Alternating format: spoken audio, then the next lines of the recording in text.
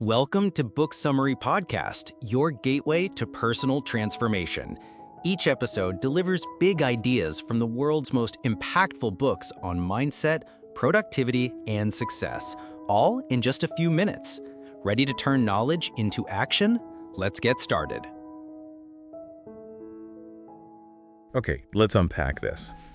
Have you ever felt like you're caught in a loop, maybe doing the same thing over and over, kind of expecting different results? Oh, definitely. Whether it's, in your personal habits or maybe your company, or even looking bigger, like national policy. Yeah, it's a common feeling. Or, being baffled why problems just persist, despite everyone trying so hard. Exactly.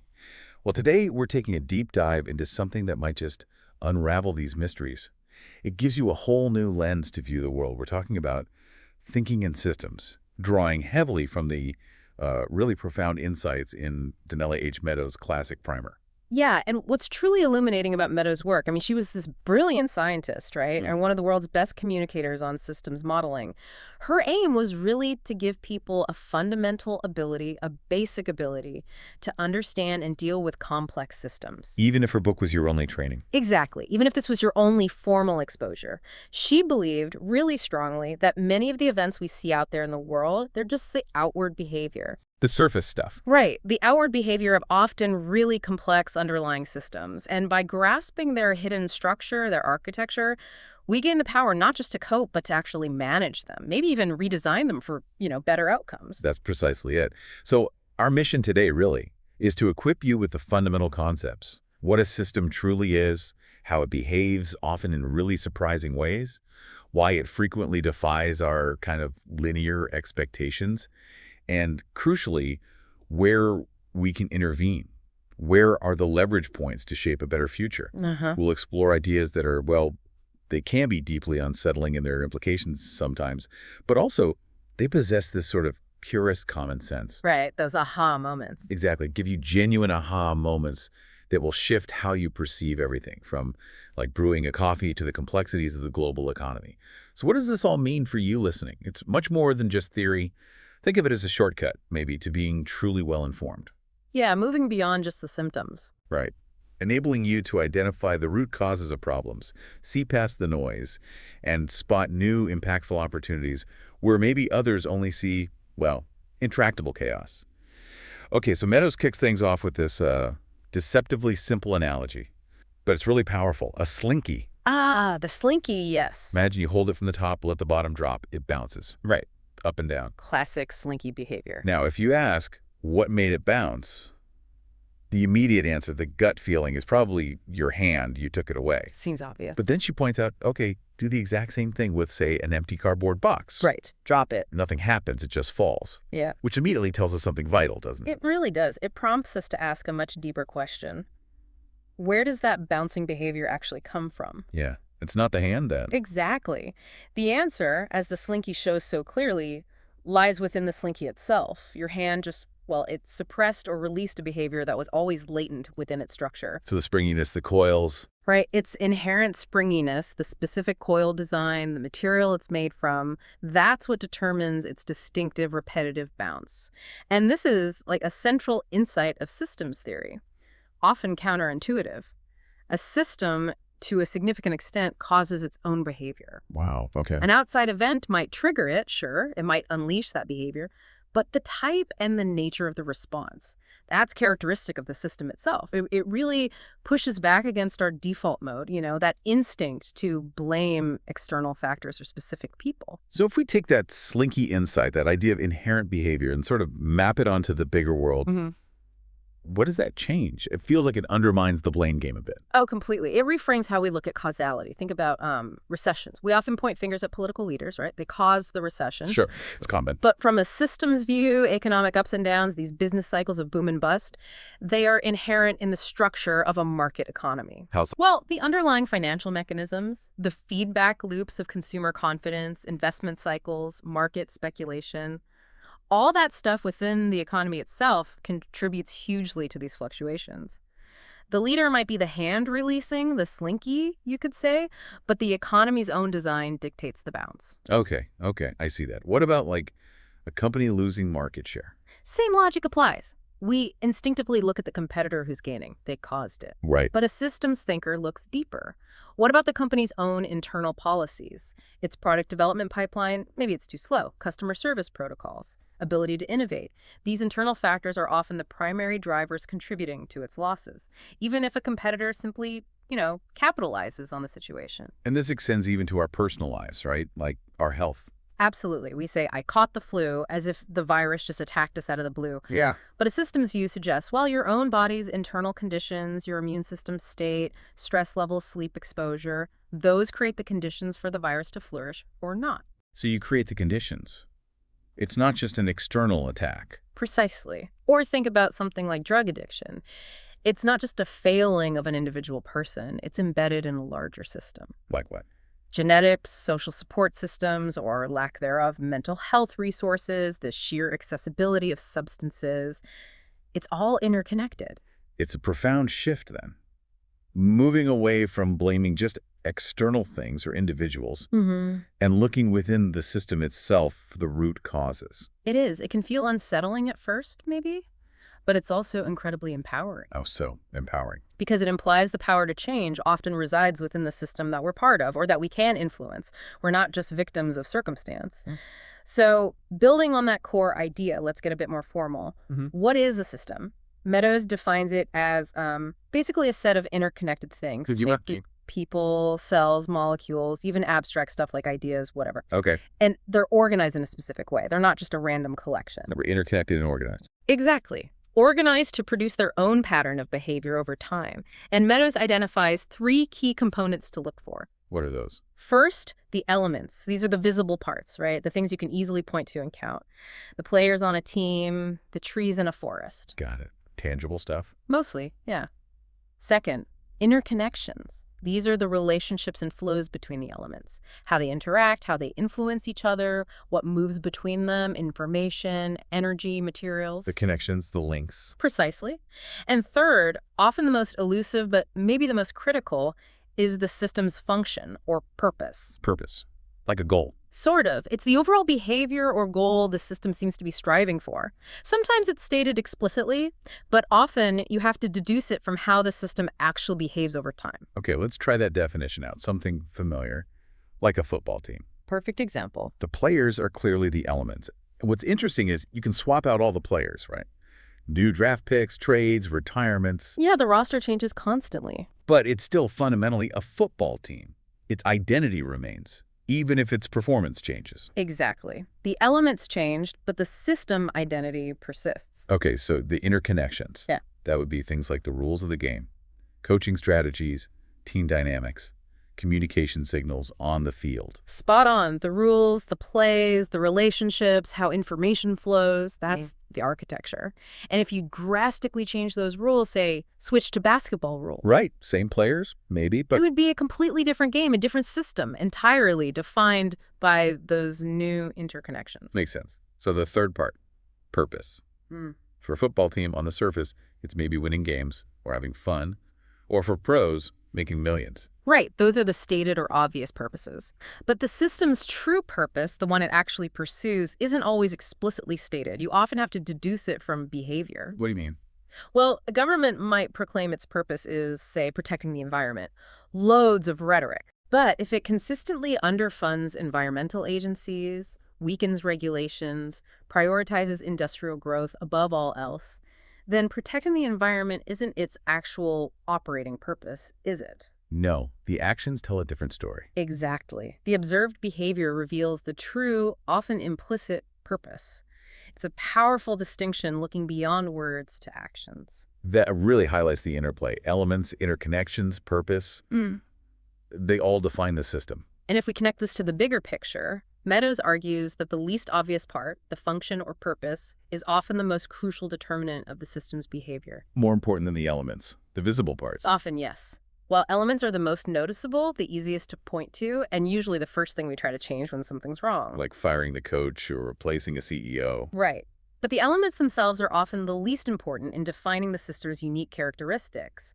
Unless, and this is key, unless changing an element also fundamentally changes the relationships or the purpose. Okay, give me an example. Think of a tree. Its elements are leaves, branches, roots, trunk. Okay. Its interconnections are incredibly complex. The physical flows, chemical reactions, how a drop in water pressure in the leaves signals the roots to take in more water, or how dry soil tells the leaves to close their pores. A network of signals. A sophisticated network.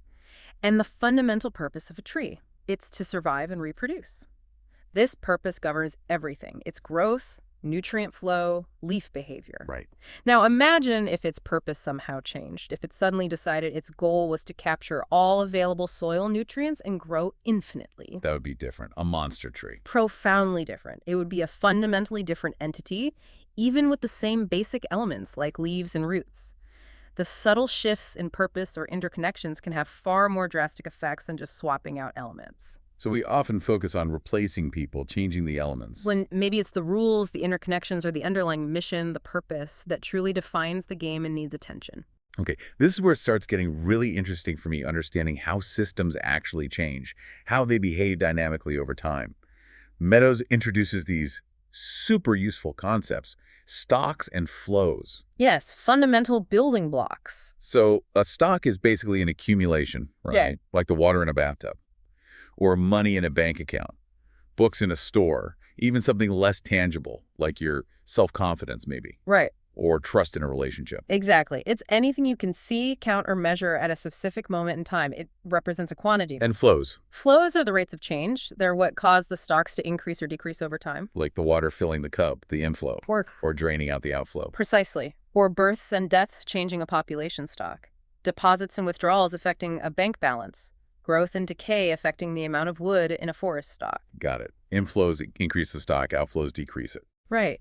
And a really critical insight here is that a stock acts as a kind of memory. It accumulates the history of changing flows. It's the net result of everything that's flowed in and flowed out up to that point. A memory, I like that. So if inflows consistently exceed outflows, the stock rises. If outflows win, it falls. And if they're perfectly balanced, The level stays the same. right, Yeah. the stock remains in what Meadows calls dynamic equilibrium. It's not static, stuff is still flowing through, but the level holds steady. Okay. Now, what's fascinating here, and this raises an important question about our intuition, we tend to focus much more easily on inflows than outflows, especially when we're thinking about solutions. How do you mean? Well, everyone understands you can keep an oil economy going longer by finding new oil fields. That's boosting the inflow. Sure. But it's often harder for us to grasp intuitively that burning less oil achieves the exact same result for the stock by reducing the outflow. Okay. Two sides of the same coin, but one seems more active, maybe? Perhaps. Or consider a company wanting a bigger workforce. The obvious inflow solution is hire more people. Standard practice. But they could also focus on reducing the outflow actively working to lower quitting and firing rates. Both actions affect the workforce stock, but they might have very different costs, different impacts on company culture, different long-term implications. That's a great point. We focus on adding maybe less on retaining or reducing loss. It's a common bias. So stocks act as buffers then. They decouple the inflows and outflows. Exactly. They act as crucial buffers or shock absorbers. Think of a big gasoline storage tank at a refinery or the amount of standing wood in a forest. Okay. They allow life and industry to proceed smoothly, even if the flows fluctuate. Gasoline doesn't have to be made at the exact second it's burned in your car. The tank provides flexibility. Timber isn't harvested at the precise rate trees grow. The stock allows for variations. So they provide stability. Stability and resilience. And most decisions we make, really, whether individually or institutionally, are aimed at regulating these stock levels. When your pantry stock gets low, you go to the store and inflow action. When inventories in a business get too high, they might cut prices or run ads to boost the outflow sales. The level of water in a reservoir, a stock, triggers actions if it gets too low or too high, managing the city's water supply. So understanding stocks and flows give you a much clearer picture of what's actually driving the system's behavior over time. Absolutely. It moves you beyond just reacting to isolated events and helps you see the underlying dynamic structure. Okay, so we've got stocks and flows. Now we move from those static snapshots to the real dynamic heart of systems. Feedback loops. Feedback loops. This sounds important. It's absolutely core. A feedback loop is basically a closed chain of causal connections. It's where a change in a stock affects the flows into or out of that same stock. So the stock level influences its own rate of change. Precisely. It's the fundamental mechanism that creates consistent, repeating behavior patterns over time. It's not just simple linear cause and effect like A leads to B. It's about how the stock's level feeds back upon itself to control its own change. Think about an interest-bearing savings account. Okay. The amount of money you have that's your stock directly affects how much interest you earn, which is an inflow, Right. because the interest rate is applied to the current balance. Yeah, more money means more interest. Exactly. More money, more interest inflow, which leads to even more money in the stock. That's a feedback loop in action. Okay, that example makes the self-adjusting part clear.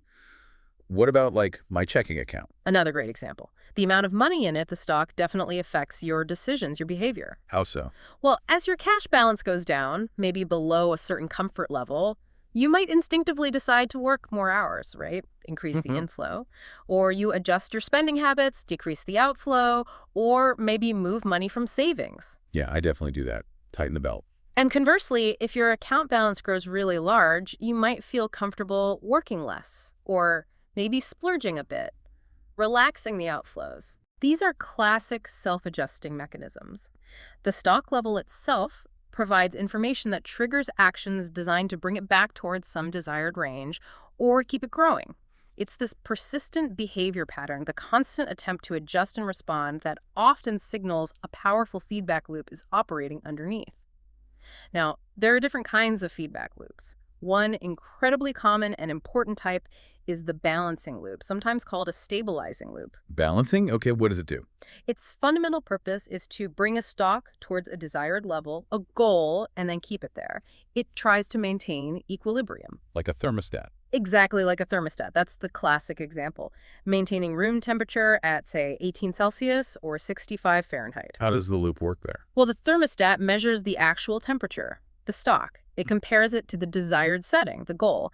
The gap between the actual and the desired state drives the corrective action. So it's too cold. The furnace kicks on, increasing the inflow of heat to close that gap. And if it's too hot? The furnace turns off, allowing heat to dissipate, naturally reducing the net inflow until it hits the target again. It's a goal-seeking mechanism, constantly working to minimize the difference between the actual state and the desired state. Okay, that makes sense. But you also mentioned resistance to change. How do balancing loops cause resistance? Well, what's truly fascinating here is that because balancing loops are constantly working to bring the system back to its equilibrium, its set point, they are also inherently powerful sources of resistance to change. They fight against deviations from the goal. How so? Think about pouring boiling coffee into a cup. What happens? It cools down to room temperature. Right. And if you put iced coffee in the same cup? It warms up, also to room temperature. Exactly. The system homes in on the room temperature. That's its implicit goal in this context. The balancing loop, heat exchange with the room, works to close the gap. It changes faster at first when the temperature difference is large, then slows down as it gets closer to the goal. So the homing behavior is the resistance to staying hot or staying cold. Precisely. This goal-seeking, equilibrium-maintaining behavior is everywhere. Radioactive decay follows this pattern. A guided missile finding its target, your body adjusting blood sugar levels after you eat. Even just pulling your car smoothly to a stop at a red light involves balancing loops. Wow, okay. They're constantly striving for that set point and resisting things that push them away. Yes. Which leads to an important practical point, especially for problem solving. This raises an important question.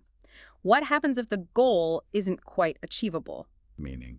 Well, a stock-maintaining balancing loop needs its goal set appropriately, and its flows need to be strong enough to compensate for any other draining or inflowing processes that aren't part of its direct control. Like the leaky bucket example you mentioned earlier. Exactly like the leaky bucket. If a furnace is trying its best to keep a room at 18 degrees, but heat is constantly leaking out fast through really poor insulation, An outflow the thermostat doesn't directly control. then the room might never actually reach 18 degrees. Right, it might level off slightly below 18 degrees. Or the furnace might have to run constantly working incredibly hard just to barely maintain it. The system is always balancing the forces acting on it, but the stated goal might not be perfectly achieved if there are other persistent flows pushing against it. Understanding those leaks, those external pressures, is key to effective intervention. Okay, so we have balancing loops trying to keep things stable. What's the other main type? The second kind, and arguably the one that generates the most dramatic, explosive system behaviors, is the reinforcing loop. Reinforcing. Sounds like it makes things stronger. Exactly. Think amplifying, self-multiplying runaway, like a snowball rolling downhill, gathering more snow, getting bigger and faster as it goes. Okay, a snowball effect. It enhances whatever direction of change is already happening. It can cause healthy, rapid growth, or in other situations, runaway destruction and collapse. You could give an example. Oh, plenty.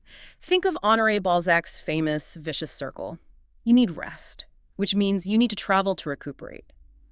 But travel needs money, so you need to work even more to get the money, which makes you even more tired, needing more rest. Each step makes the next step worse, feeding back on itself. Precisely. A downward spiral. Or think about inflation. Prices go up. So workers demand higher wages. Higher wages increase production costs, which pushes prices up even further, which leads to demands for even higher wages, and so on. A classic reinforcing loop. Okay, those are negative examples. What about positive ones? Absolutely. Reinforcing loops drive growth, too. The more rabbits you have in a field, the more baby rabbits are born, leading to even more adult rabbits, exponential population growth. Right. Or, the more I practice piano, the better I get, the more pleasure I derive from playing well. That pleasure reinforces my desire to play more, leading to more practice, leading to getting even better. A virtuous cycle of skill development. Makes sense. And the savings account example. That's a classic reinforcing loop, too. The more money you have in the bank, the stock, the more interest you earn, the inflow. That interest is added to the principal stock, which then earns even more interest on a larger sum. That's exponential growth. That is the engine of exponential growth. And Meadows points out the handy rule of 70. If you put $100 in the bank at 7% interest, it'll roughly double in 10 years. Because 70 divided by the growth rate percentage, 7 equals 10. Wow, that's fast. It can be incredibly fast, which is either really good news or really bad news depending on what's growing money in your bank, or maybe a dangerous epidemic or a pest population destroying crops. These loops are inherently self-enhancing. They drive rapid change. So this completely flips our usual linear thinking, doesn't it? Instead of just A causes B. It opens up the radical idea that B also causes A. That feedback connection closes the loop. Which means a system can genuinely cause its own behavior. Yes, and that realization is huge. You stop looking for a single external culprit. You stop asking who's to blame for a persistent problem. And instead you ask. You start asking a much deeper, more powerful question. What's the system? What are the internal dynamics, the feedback loops that are generating this outcome again and again? It shifts your perspective from just static events to dynamic cycles. Exactly. A world where elements are constantly influencing each other in these powerful, continuous cycles of cause and effect. Now, in the real world, these feedback loops, balancing and reinforcing, they rarely operate in isolation. Okay, so they're connected. Almost always. They're linked together, often in intricate networks.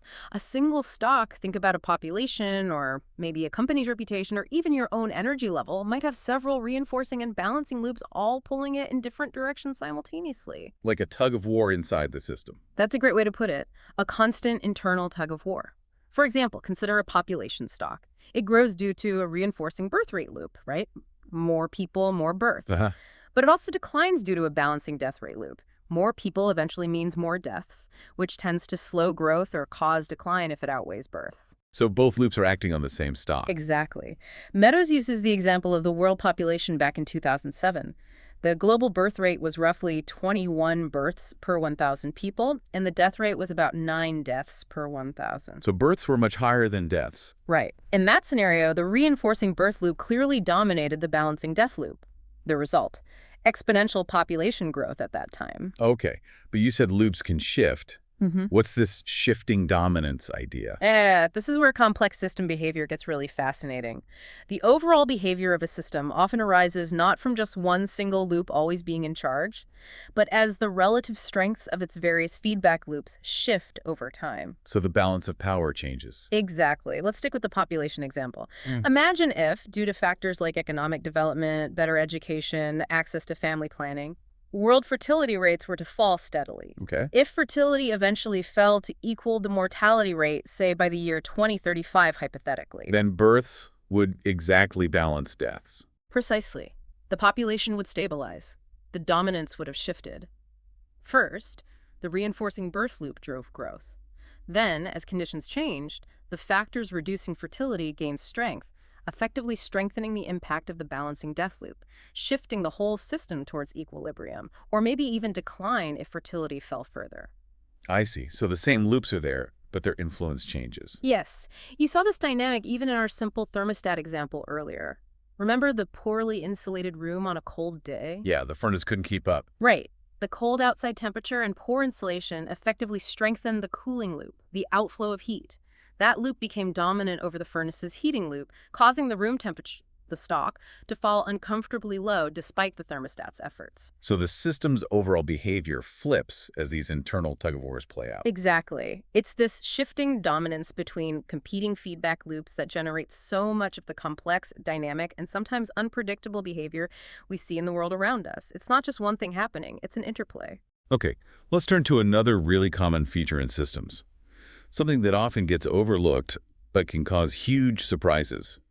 Delays. Ah, yes, delays. Absolutely crucial, and often the source of much frustration. So Meadows uses the example of a car dealership trying to manage its inventory, right? Yeah. Keep the right number of cars on the lot. Yes, a classic inventory management problem. Deliveries from the factory, sales to customers. These things don't happen instantly. There are time lags involved. Exactly. There are multiple delays. First, there is often what she calls a perception delay. The dealer doesn't react to every single sale immediately. They probably average sales over, say, 5 days to figure out the real trend, not just a random daily blip. Okay, so they wait to see the pattern. That's one delay. Then there's a response delay. Even after they perceive a trend, it takes time to actually calculate the order, place it with factory, get it processed. Right, administrative time. And finally, there's a delivery delay. The factory has to build the cars, ship them. That takes time, too, before the new inventory actually arrives. So perception, response, delivery. Multiple delays stacked up. What's the effect? Well, what's fascinating and often deeply counterintuitive is how these seemingly small delays, even in a system with just basic balancing loops, one loop for sales draining inventory, another for ordering to replenish it, can powerfully cause the system to oscillate. Oscillate, like swing back and forth. Exactly. Imagine there's a permanent 10% jump in customer sales. You might intuitively expect the inventory level to adjust smoothly upwards to a new, higher target level to match the higher sales rate. Yeah, that seems logical. But because of the delays in perceiving the change, responding to it, and getting the delivery, what typically happens is the inventory level first drops too low. Then the delayed orders finally arrive, causing it to overshoot the new target. Then the dealer cuts back orders, causing it to undershoot again. It swings back and forth, oscillating around the new desired level before eventually settling down, maybe? Wow. So the delays create that boom and bust cycle internally. Precisely. And what's even more surprising and highlights the nonlinear nature of these systems. What happens if the dealer tries to fix this by reacting faster? Say they shorten the perception delay, averaging sales over only 2 days instead of 5. My guess would be it gets better, they react quicker. That's the linear expectation. But often, reacting faster makes the oscillations worse. Worse. How? Because they end up overreacting even more strongly to short-term noise, to random fluctuations in sales, sending even bigger, more erratic orders up the chain. The core issue isn't necessarily the dealer's skill, it's that they're operating within a system that has inherent information delays and physical delays, and those delays fundamentally shape the behavior, often towards oscillation. So the takeaway is a delay in a balancing feedback loop makes a system much more likely to oscillate. That's a key principle. Think about taking a shower where there's a long pipe between the faucet handle and the shower head. Oh yeah, I hate those. Right. You turn the hot water up because it's cold, you wait, nothing happens. You turn it up more, still nothing. Then suddenly, scalding. Yep, then you crank it way over to cold. And overcorrect again, swinging back and forth between too hot and too cold. That frustrating oscillation is a direct result of the delay in the feedback loop, the time it takes for the water temperature change to reach you. So delays are everywhere and really shape behavior, supply chains, commodity markets. Inherently oscillatory, often because of these kinds of delays. And Meadows suggests something counterintuitive. Sometimes it's actually easier and more effective to slow down the rate of change or the speed of decision-making within a system rather than trying desperately to eliminate inherent physical delays, which might be impossible or incredibly costly. So introduce more delay sometimes. Or just react less drastically? Or just react less drastically, give the system time to adjust. Designing for patience, allowing for some slack or buffer, can often lead to more stable, less wildly oscillating systems. Okay, connecting this to the bigger picture, there's a fundamental truth about systems, especially physical growing systems. They will all eventually run into some kind of constraint, a limit. Nothing grows forever. Nothing physical grows forever in a finite environment. This constraint, whatever it is, lack of resources, buildup of pollution, market saturation, running out of space, forms a balancing loop. And that balancing loop eventually becomes strong enough to shift dominance away from the reinforcing loop that was driving the initial growth. So the growth engine runs out of fuel or hits a wall. Exactly. This is the famous, or perhaps infamous, limits to growth archetype. It applies everywhere. A population runs out of food or succumbs to disease, a corporation's market share hits saturation, a rumor stops spreading when everyone's heard it, an epidemic burns out when there are no more susceptible people. Even the hottest new product eventually fills its niche. So what does this mean for you practically when you see something growing exponentially? Like a population, a company, the national debt, maybe even an online trend. Yeah.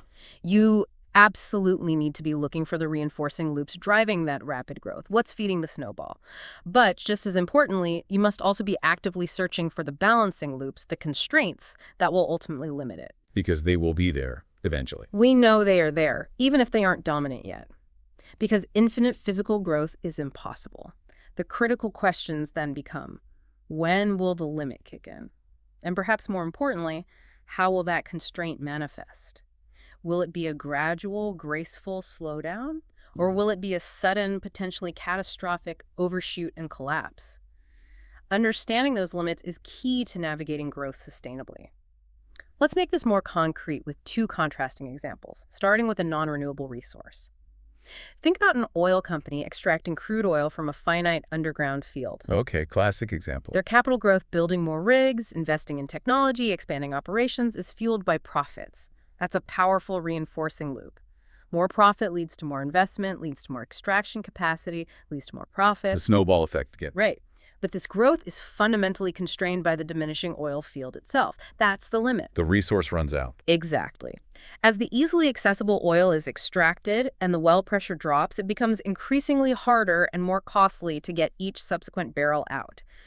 The yield per unit of capital falls. Takes more effort for the same reward. Precisely. This directly reduces profits, which then reduces investment in new capacity, eventually leading to a peak in the extraction rate, followed by an inevitable decline. The reinforcing loop weakens, and the depletion constraint takes over. Okay, makes sense. Peak oil. And Meadows highlights a surprising, often overlooked dynamic here. The higher and faster you grow your extraction rate, often the farther and faster you fall afterwards. It's not a gentle plateau. So rapid growth leads to rapid decline. Often, yes. She also points out that doubling the estimated size of a non-renewable resource through new discoveries often gives surprisingly little extra time before the peak hits, especially if consumption is growing exponentially. That hypothetical 200-year supply of oil, if consumption grows at, say, 7% per year, it could actually peak and start declining in just 40 years. Wow, that exponential math is brutal. It really is. This depletion dynamic is a classic case of growth hitting a hard, non-renewing limit. It perfectly illustrates the inherent unsustainability of exponential growth relying on a finite resource base. Okay, so that's non-renewable. What about a renewable resource like fishing? Good contrast. Let's look at a fishing economy. Here, the fish population itself, the resource stock, naturally regenerates. It has its own internal replenishing inflow, which the oil didn't. Right, fish make more fish. But, crucially, that fish population also has its own inherent limits to growth. It can be overfished, its habitat can be damaged. The whole system is affected by multiple factors. Like what? The price of fish, for one. Paradoxically, as fish becomes scarcer, the price often goes up, making it potentially even more profitable in the short term to hunt down the very last few. A perverse incentive. Exactly. Then there's the fish population's own regeneration rate. It's often nonlinear. Fish might reproduce poorly if the population is too sparse, or if it's too dense due to competition. It usually peaks somewhere in the middle. And then there's the yield per unit of capital, how effective the fishing boats and technology are. Okay, so can this be sustainable? In a simple, well-managed model, yes. The fishing effort, capital, number of boats, can potentially level off, finding an equilibrium with the fish population's ability to regenerate. The harvest rate matches the regeneration rate, creating a sustainable yield. The reinforcing loop of investing in more boats is balanced by the limits of the fish stock. But I sense a but coming. Well, this raises an important question. What happens when human intervention, particularly technological advances, messes with these dynamics in unforeseen ways? Like sonar, better nets, bigger boats. Precisely. Imagine a slight increase in fishing technology, like sonar. Suddenly, boats can find fish more easily. This might maintain the catch per boat for a little while, even as the overall fish population is declining. So it masks the problem temporarily. Exactly. It masks the declining stock. And this seemingly positive technological advance can dangerously throw the entire system into instability. Yeah. It can cause dramatic oscillations, fish stocks boom and bust wildly, or worse, it can lead to an overshoot and collapse scenario. The fishing fleet grows too large, fueled by temporarily high catches, and wipes out the fish stock faster than it can recover. Turning the renewable resource into effectively a non-renewable one. For all practical purposes, yes. Meadows calls this marine desertification, vast areas of ocean essentially devoid of commercial fish. This powerfully demonstrates how human actions, especially with technologies that amplify our extraction power, can severely damage or destroy systems that would otherwise be sustainable. We do it by undermining or overwhelming the natural balancing loops that keep the resource healthy. So the outcome, sustainability, oscillation, or collapse, really depends on how quickly those balancing feedbacks kick in, relative to the speed of growth and the resource's ability to regenerate. That's the crucial dynamic. It's a race between the reinforcing growth loops and the limiting balancing loops, complicated by technology and delays. Okay, so we've talked a lot about how systems can oscillate, collapse, or get stuck in traps. Yeah. But Donella Meadows also talks about why systems often work incredibly well, right? What makes them robust? Absolutely. She highlights 3 really key properties that contribute to their effectiveness, their ability to persist and function. The first one is resilience. Resilience, like bouncing back. Exactly. It's the ability of a system to bounce back, to regain its composure and function after it's been hit by some kind of perturbation, a shock or disturbance, like stretching a rubber band and having it snap back to its original shape, or your body recovering relatively quickly from a common cold. How does resilience arise in a system? Is it just luck? Oh no, it's not luck. It arises from a rich, robust structure.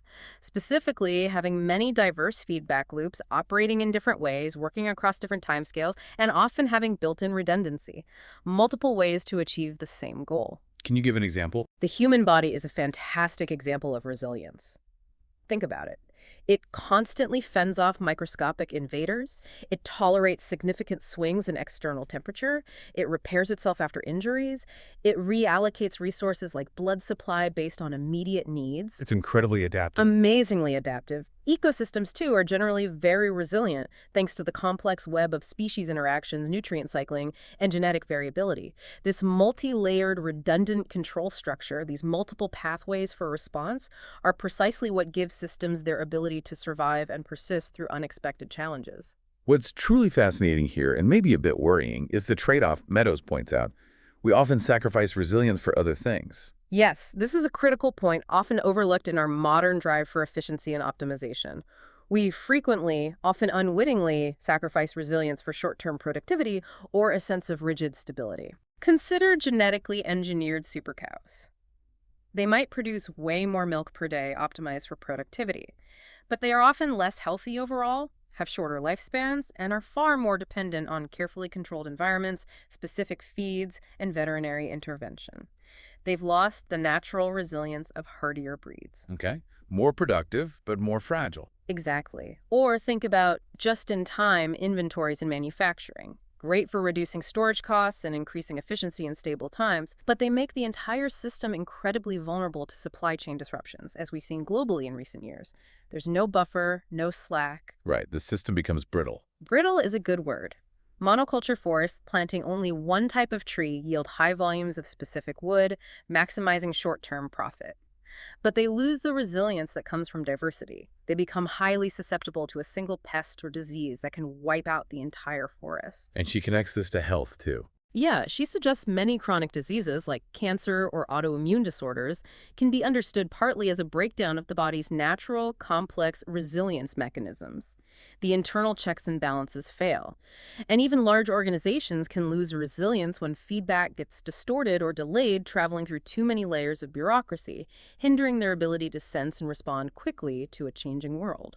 So if we connect this to the bigger picture, the implication is we need to manage for resilience, not just productivity. That's the key takeaway. Systems need to be managed not just for maximum output or rigid stability, but also, crucially, for resilience.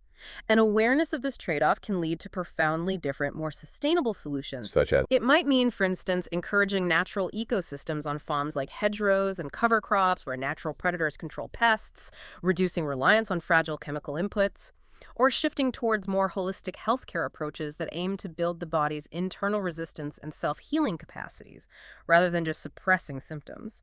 It's about designing systems that can absorb shocks, self-repair, and adapt gracefully, rather than becoming hyper-optimized for one specific condition and therefore highly susceptible to collapse when faced with the unexpected.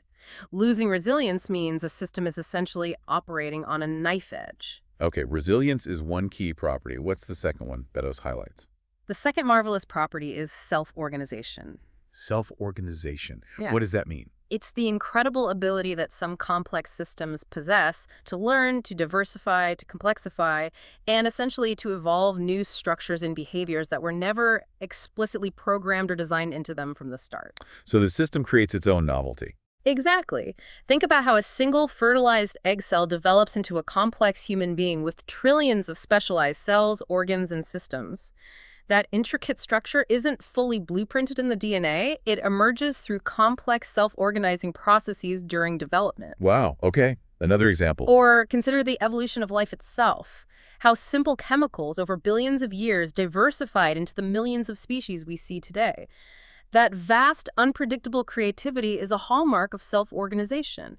It's the inherent capacity within certain systems to generate new forms and functions spontaneously. So where does this self-organization come from? Is it magic? Not magic, but it can seem like it. What discoveries in fields like complexity science are showing is that even incredibly complex forms of self-organization can arise from relatively simple underlying rules or principles. Simple rules, complex outcomes. Yes. Think of a Koch snowflake. It's an infinitely intricate fractal pattern, but it evolves from applying just a few simple geometric rules over and over again. Right, I've seen those. Amazing. Or consider all life on Earth, fundamentally emerging from the basic chemistry of DNA, RNA, and protein molecules.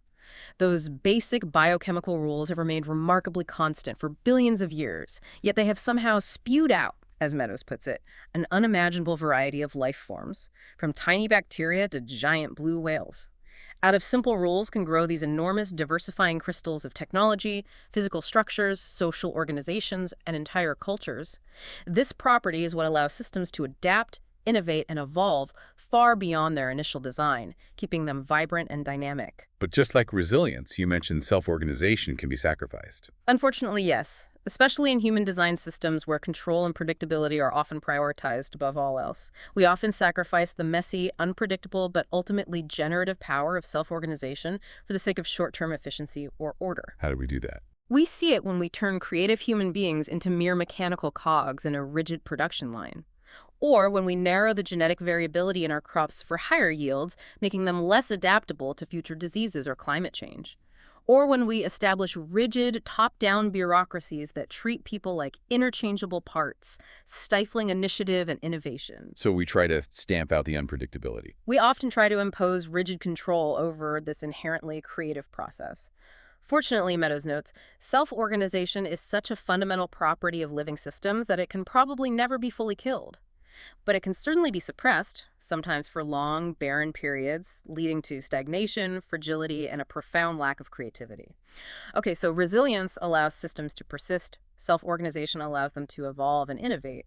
What's the third key property? The third crucial property Meadows discusses is hierarchy. Hierarchy, like levels of organization. Exactly. The ubiquitous pattern of systems being nested within larger systems, subsystems within systems. Give me some examples. Think of atoms making molecules, molecules making cells, cells making tissues, tissues making organs, organs making up a body, or individual people forming families.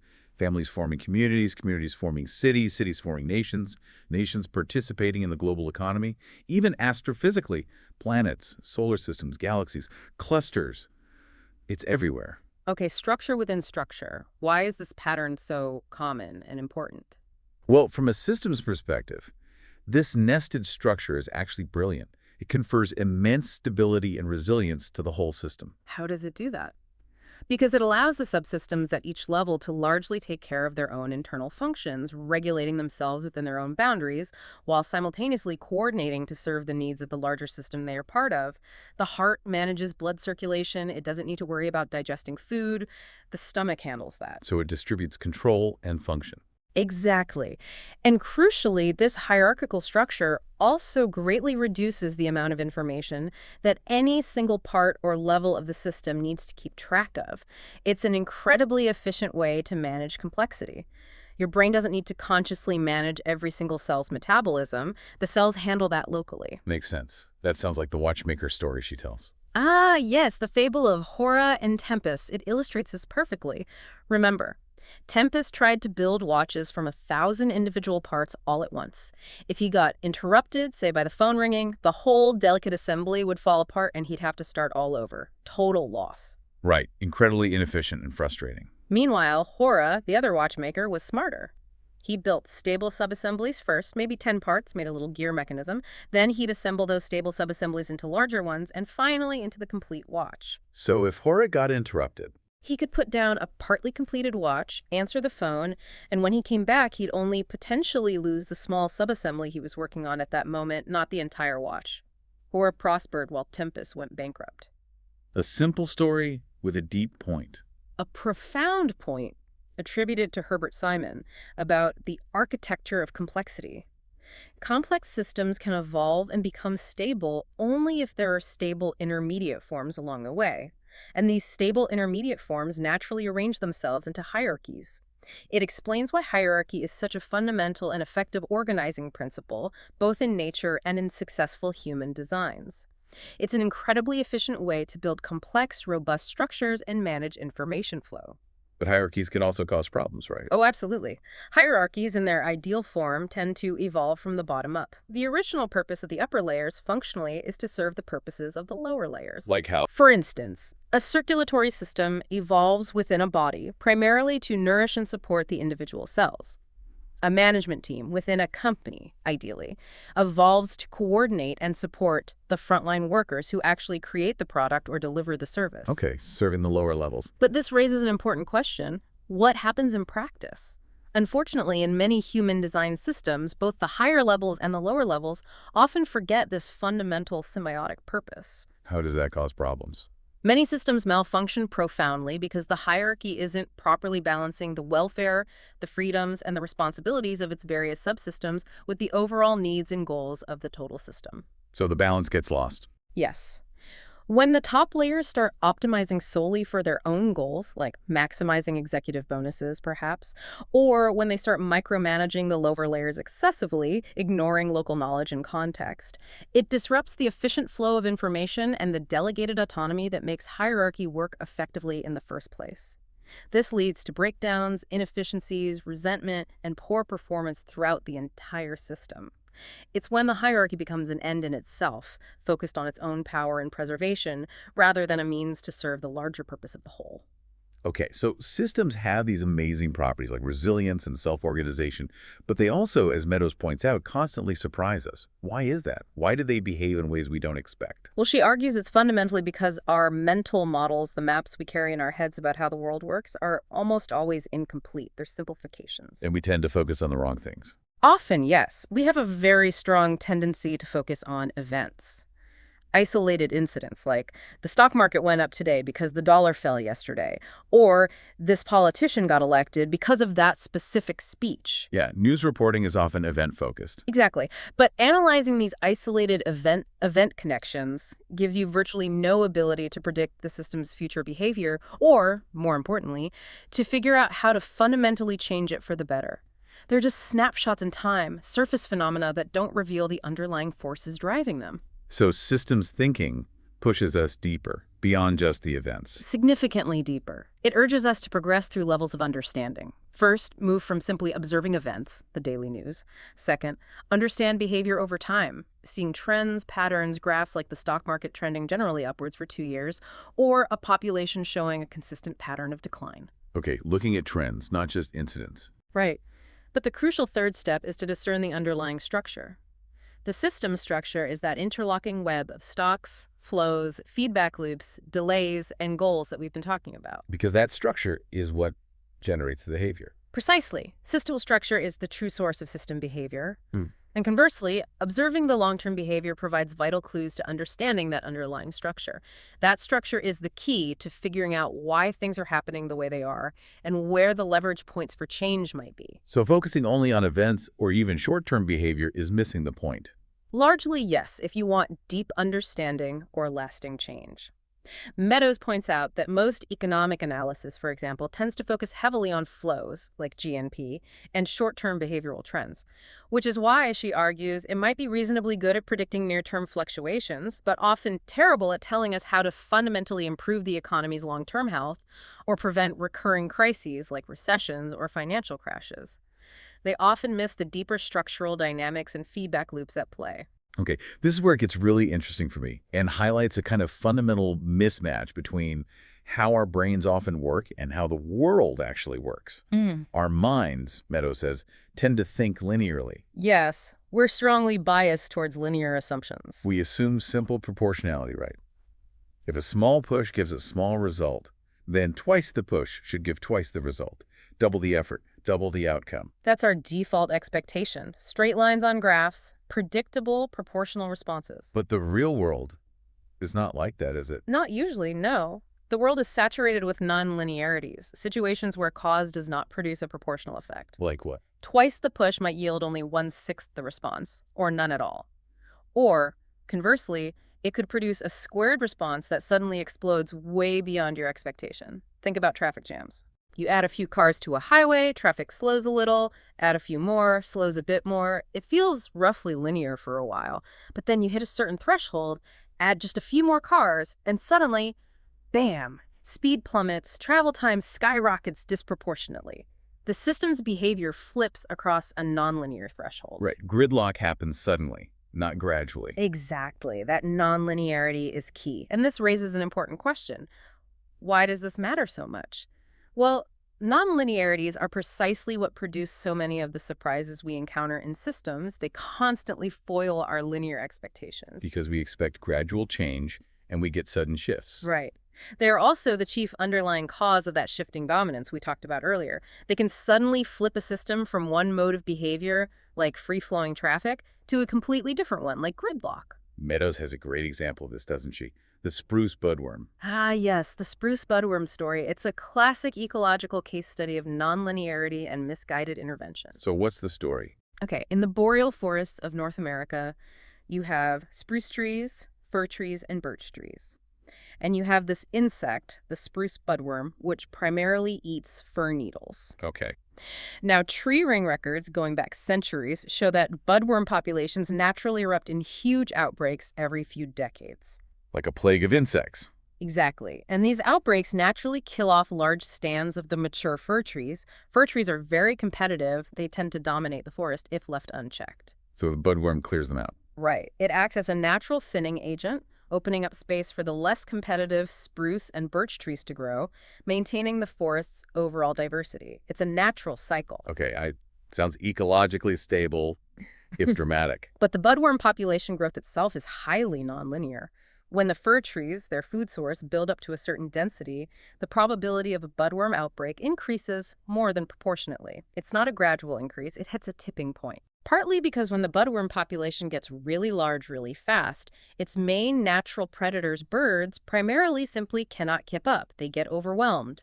The balancing feedback loop provided by the predators effectively breaks down, becomes irrelevant at high budworm densities, allowing the budworm reinforcing loop, more budworms lay more eggs, to explode. Okay, nonlinearity leads to outbreaks. So where do humans mess it up? Well, starting in the 1950s, the logging industry, which valued the fir trees, saw the budworm as a pest destroying their valuable timber.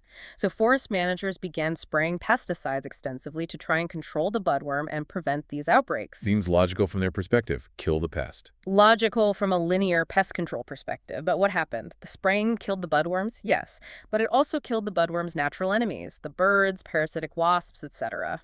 Unintended consequences. Big time. So the intervention weakened the natural balancing loops that normally kept the budworms in check between outbreaks. And by preventing the natural thinning of fir trees, it kept the fir density unnaturally high across vast areas. So the food source for the budworm was always abundant. Always abundant, and the natural controls were weakened. The result, instead of periodic, localized outbreaks, the spraying policy created conditions of persistent semi-outbreak over larger and larger areas.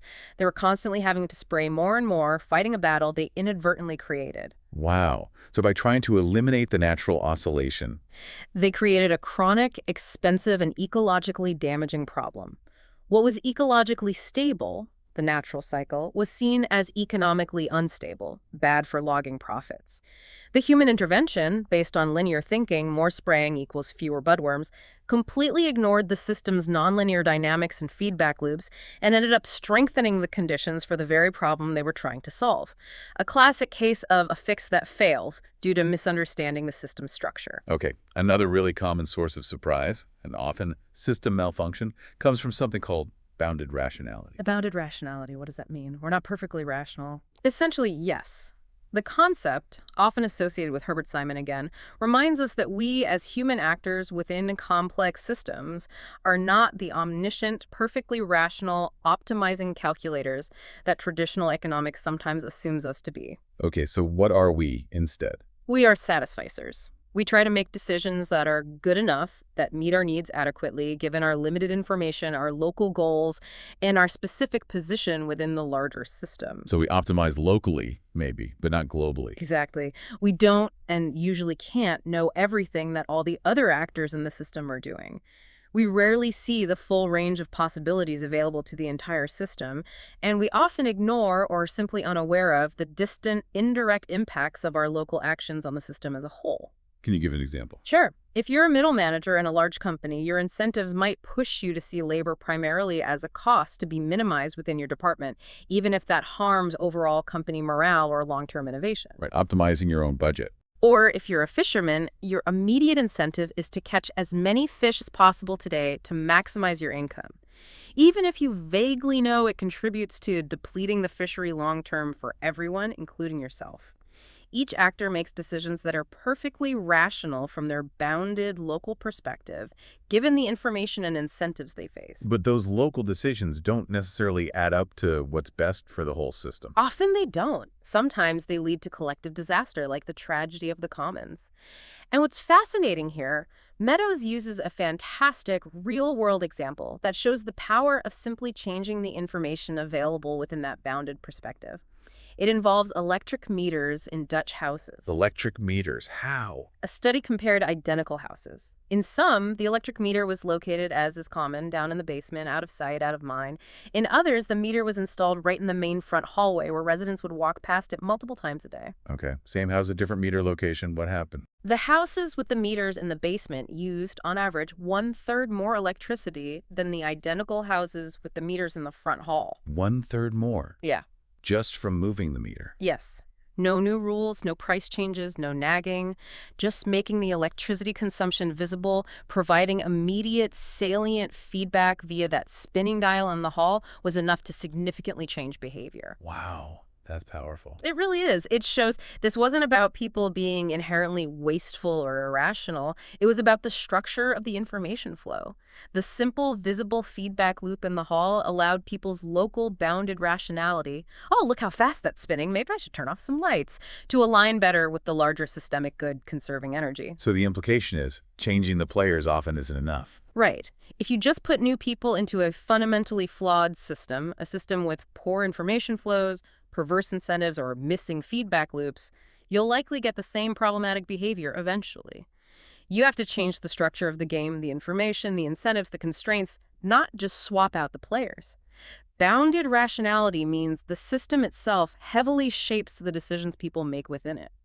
Okay, building on these ideas of feedback, delays, nonlinearity, and bounded rationality, Donella Meadows, drawing from decades of systems modeling work, identified a set of common, recurring, problematic structures. She called them system traps, or sometimes archetypes. Traps, like Yeah. patterns that systems fall into. Exactly. These are predictable, recurring structures that produce dysfunctional or undesirable behavior again and again across all sorts of different systems, from our personal habits to organizations to global problems. And understanding them helps us get out. Understanding the structure of the trap you're in is the absolutely essential first step to escaping it. Because if you don't even recognize the pattern, if you don't know the trap you're caught in, you've got no chance of finding the way out. You'll just keep struggling against the symptoms. Okay, so let's go through some of these common traps. What's the first one? The first one is incredibly common, something we see all the time in the news and in our own lives. It's called policy resistance, or maybe more evocatively, fixes that fail. Fixes that fail. Okay, what did that look like? This is the trap where a system seems intractably stuck. It keeps producing the same undesirable behavior year after year, despite repeated, often very energetic and well-intentioned efforts to fix it. The problem just won't go away. Can you give some examples? Oh, think about persistent agricultural gluts. Farmers producing too much food, depressing prices, needing subsidies, despite policies trying to manage supply. Or the seemingly endless wars on drugs, where massive enforcement efforts don't seem to eradicate the problem. Or healthcare costs in many countries that just keep rising, defying every attempt to control them. The policies change, but the underlying problem persists. Why does this happen? Why did the fixes fail?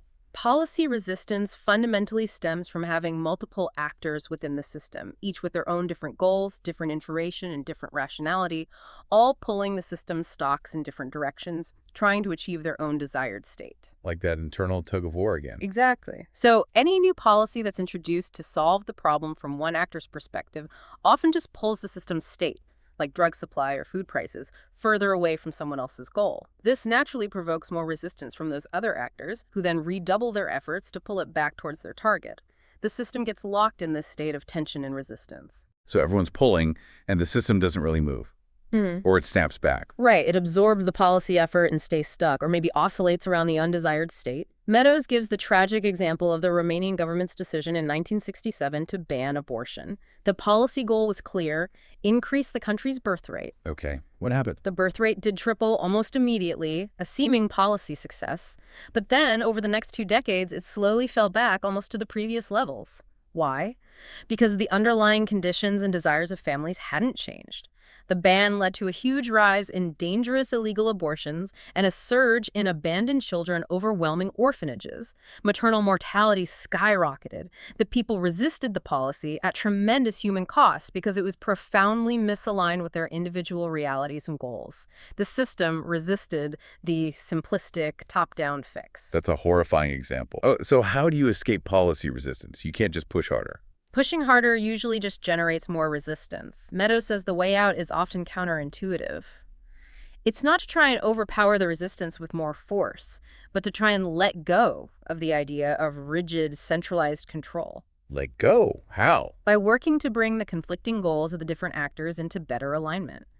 Maybe find or create an overarching goal that everyone can genuinely share and benefit from. Reduce the conflict within the system. Like the other example she gave, Hungary and Sweden.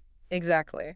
Hungary was also worried about its low birth rate around the same time as Romania, but instead of a ban, they investigated why families were having fewer children. They found a major reason was lack of adequate living space. A different diagnosis. Right. So their policy rewarded larger families with more spacious homes. This was far more successful, aligned better with people's needs, and avoided the Romanian disaster. Sweden took yet another approach, focusing on ensuring every child was wanted and nurtured. This included providing free contraceptives and legal abortion, shifting the focus from just the number of births to the quality of child care and family well-being. This also achieved better societal results by aligning the system's goals with broader human values. So understanding the different goals and trying to harmonize them rather than just imposing one goal on everyone. That's the key. Harmonize, align, find shared purpose. That diffuses the resistance and allows the system to move towards a more desirable state for everyone involved. Okay, the next classic trap is the tragedy of the commons. Ah, I've heard of this one. It's about shared resources being destroyed. Exactly. It occurs when you have a shared resource, something that multiple people use that is also potentially erodible or depletable. Think grazing land, fisheries, clean air, groundwater. Okay. And the trap is. The structure of the trap is this. Each individual user gets the direct, immediate benefit from using more of the resource for themselves. If I put one more cow on the common pasture, I get all the benefit from selling that cow's milk or meat. Right, the benefit is private.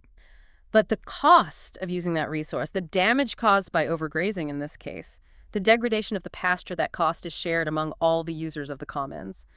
My extra cow only adds a tiny bit to the overall problem, so the negative consequence for me is small and delayed. So the incentive is always to add one more cow. The immediate rational incentive for each individual user is always to increase their own use of the commons because they gain the full benefit while sharing only a fraction of the long-term cost. Crucially, the feedback loop from the deteriorating condition of the resource back to the individual user's decision is weak, delayed, or missing entirely. So they don't feel the negative consequences directly or quickly enough. Right. And when every user follows this perfectly rational individual logic, the collective result is overuse, degradation, and ultimately the destruction of the shared resource. Collective ruin brought about by rational individual behavior within a flawed system structure. Garrett Hardin's original example was the common grazing land. What are some other examples today? Oh, they're everywhere. Uncontrolled public access to fragile national parks leading to erosion and overcrowding. Our collective, largely unconstrained burning of fossil fuels leading to climate change. We all benefit individually from cheap energy, but share the global cost of a warming planet. Overfishing, depleting global fish stocks, even having excessive numbers of children in a society where the collective bears the main cost of education and support without a corresponding shared responsibility. The pattern is the same. Private gain, shared long-term cost, weak feedback. So how do you escape this tragedy? Educate people. Ask them nicely to restrain themselves. Well, educating and exhorting users is often the first thing tried, but Meadows notes it rarely works on its own when strong individual incentives are pulling the other way. Privatizing the commons is another option. If you can divide the resource and give individuals ownership, they then have a direct incentive to manage it sustainably. But you can't easily privatize the atmosphere or ocean fisheries. Right. So what's left? The most common and often necessary solution, she argues, is to regulate the commons. This is where Hardin's controversial phrase comes in. Mutual coercion, mutually agreed upon. Coercion. That sounds harsh. It sounds harsh, but it doesn't necessarily mean authoritarian rule. Think of it as society collectively agreeing to rules or constraints that limit individual behavior for the common good to preserve the resource everyone depends on. Like traffic lights. Exactly. Traffic lights constrain your individual freedom to drive through an intersection whenever you want. But we mutually agree to this coercion because it prevents gridlock and accidents, preserving the functional commons of the road system for everyone. Okay. Other examples. Parking meters in busy downtown areas. Bank security systems that prevent individuals from just taking money. Or, a really good one, charging for garbage disposal by weight or volume instead of a flat fee. How does that help? Because it restores the missing feedback loop. If you pay per bag, you suddenly have a direct financial incentive to reduce your waste, to recycle more, compost more, buy less packaging. It aligns the individual incentive with the collective good of reducing landfill use. These regulations aren't about punishing people, they're about restoring the missing feedback and ensuring the sustainable, equitable use of a shared resource. They limit the freedom to abuse the commons in order to preserve the freedom for everyone to use it sustainably. Okay, next trap.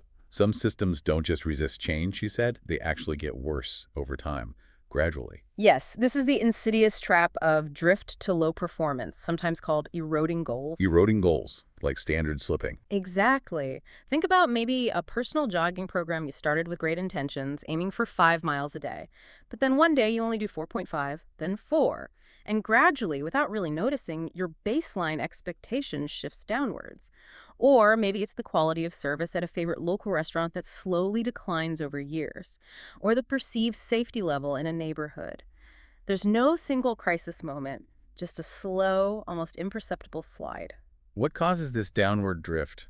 The core problem here is that our standards for what we consider good or acceptable performance are often not absolute. They're influenced by our perception of past performance. So if things have been bad recently, we lower our expectations. Precisely. If performance dips, we might subconsciously adjust our goals downwards to match the new, lower reality. Well, I guess 3 miles is okay for now. This creates a reinforcing feedback loop, but a negative one. How does the loop work? It goes like this. Perceived performance is low.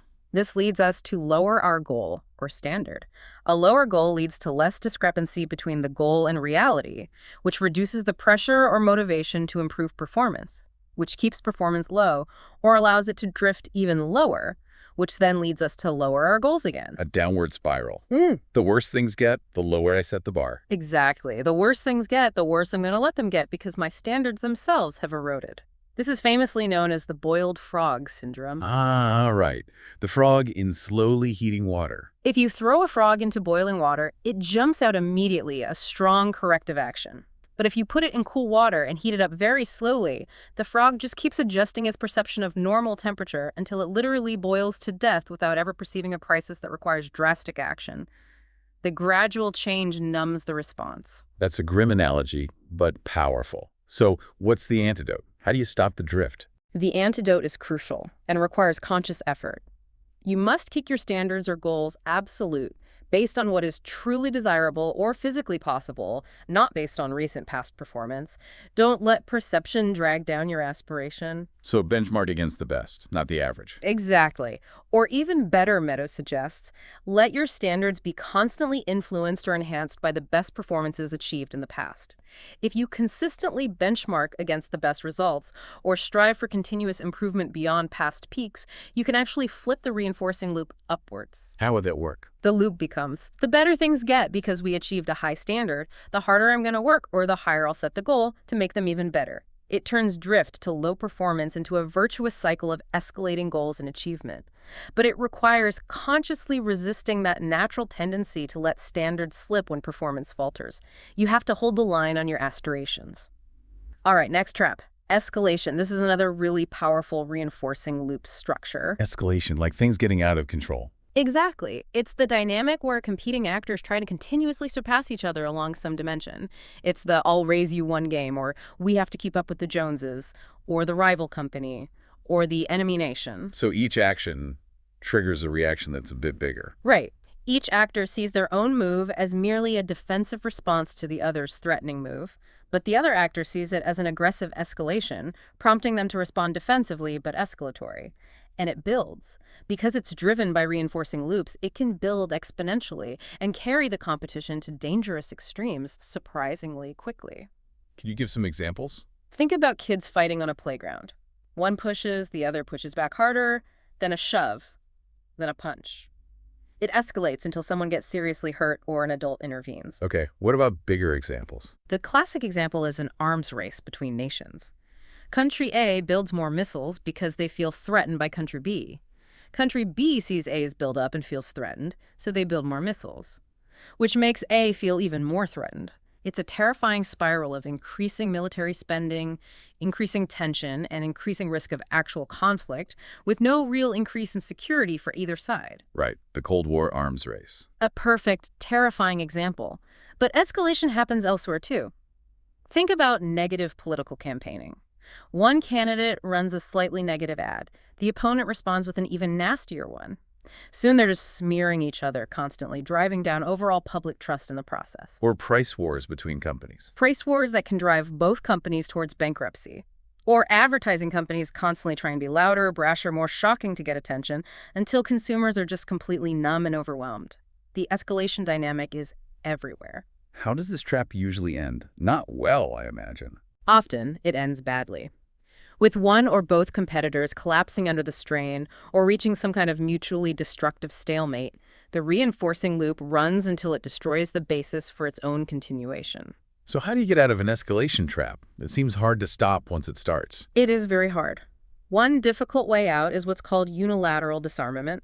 One side simply refuses to compete, refuses to escalate further. This can sometimes de-escalate the situation, but it also carries the risk of being exploited by the other side. Risky. What's a less risky way? The more graceful, though often politically or psychologically challenging way, is for the competing parties to consciously negotiate a new system. A system that includes balancing loops specifically designed to control the runaway escalation. Like what kind of balancing loops? Things like arms control treaties that set limits, peacekeeping forces that separate warring factions, regulations on advertising volume, or negative campaigning tactics. These interventions deliberately introduce a break, a stabilizing feedback, into the reinforcing loop to prevent it from spiraling out of control. But it requires recognizing the trap and having the will to change the structure of the game. Okay, next trap. This one sounds familiar. Success to the successful, or the rich get richer. That's exactly it. This trap describes a fundamental reinforcing loop where the winners of some initial competition automatically receive resources or advantages that allow them to compete even more effectively in the future. So winning helps you win more. Precisely. It creates a self-fulfilling prophecy where winners tend to keep winning, accumulating more resources and power, while losers tend to keep losing, falling further and further behind. This can lead to extreme disparities over time. Where do we see this? Economic journalist Sylvia Nasar pointed this out vividly with the very wealthy. Once people accumulate significant wealth, they gain access to better investment opportunities, better financial advice, and crucially, the resources and influence to lobby for favorable tax laws and loopholes that further reduce their tax burden, allowing them to accumulate wealth even faster. Their success breeds more success. Okay. What about in markets? This is actually a core part of Karl Marx's critique of capitalism, Meadows notes. Imagine one company gains a slight initial advantage, maybe through a technological innovation or just being first to market. They can then reinvest more profits, achieve economies of scale, produce more efficiently. You undercut competitors. Exactly. And if there are no checks like antitrust laws, they can progressively gain more market share, potentially driving out all competitors and establishing a monopoly or oligopoly. Think about how many independent car companies or local newspapers used to exist compared to the few dominant players we have today in many sectors. That consolidation is often driven by this success to the successful dynamic. So this trap doesn't just create inequality, it can reduce diversity and competition too. Yes. And Meadows argues it does its greatest damage by perpetuating and deepening inequitable distributions, not just of income and assets, but also of opportunity. Yeah. Think about poor children often receiving worse education because their local schools are funded by lower property taxes. Their initial disadvantage leads to fewer opportunities. Or low-income individuals being unable to borrow money from banks due to poor credit scores, preventing them from starting businesses or buying homes. Or tenant farmers trapped in cycles of debt, unable to accumulate the capital needed to buy their own land. The initial lack of success prevents future success. It sounds like a really pervasive and damaging trap. How do you counteract it? How do you escape? Well, there are several ways societies have tried to counteract this dynamic. One is promoting diversification. If you lose in one game, you should have the opportunity to start a new game in a different arena rather than being locked out completely. Okay, what else? Strict limits on the maximum share one winner can control. This is the rationale behind antitrust laws preventing monopolies and preserving competition. Right, breaking up dominant companies. Or, perhaps most importantly, implementing policies that actively try to level the playing field. Policies designed to periodically redistribute some resources from the winners back to the losers, or ensure everyone has access to basic necessities and opportunities regardless of their starting point. Like progressive taxes. Exactly. Progressive income taxes, where higher earners pay a larger percentage. Inheritance taxes, designed to limit the intergenerational accumulation of huge fortunes. Universal health care, ensuring everyone has access to basic health regardless of income. Robust public education systems, trying to give all children a decent start. So these are all attempts to break that reinforcing loop. Precisely. Meadows points out that even many traditional societies had built-in rituals to counteract this trap, like the Native American potlatch ceremony, where wealthy individuals would periodically give away vast amounts of their possessions to the community, effectively redistributing wealth and breaking the cycle of accumulation.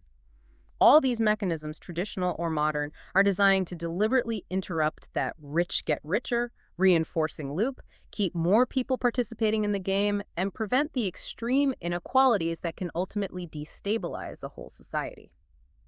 Okay, the next trap is a really insidious one, often hard to spot until you're deeply caught in it. It's called shifting the burden to the intervener. but it's also known simply as addiction or dependence. Addiction, like drug addiction. That's the classic metaphor, yes. The trap occurs when some kind of solution is applied to a problem, but that solution only addresses the immediate symptoms while doing absolutely nothing to fix the underlying cause of the problem. Okay, treating symptoms, not causes. How does that become a trap? Because the intervener, whether it's a person, a government program, a technology, or even a substance, steps in and provides that quick fix for the immediate pain or problem. But in doing so, they often inadvertently undermine the original system's own natural capacity to cope with or solve the problem for itself. So the intervention weakens the system's own abilities. Exactly.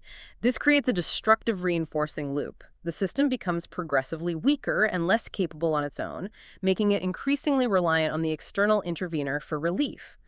The burden of solving the problem gets shifted entirely onto the intervener. Like the drug addiction example. How does that fit? Well, a drug might provide a quick, effective chemical fix for psychological pain, stress, or physical discomfort. That's the symptom relief.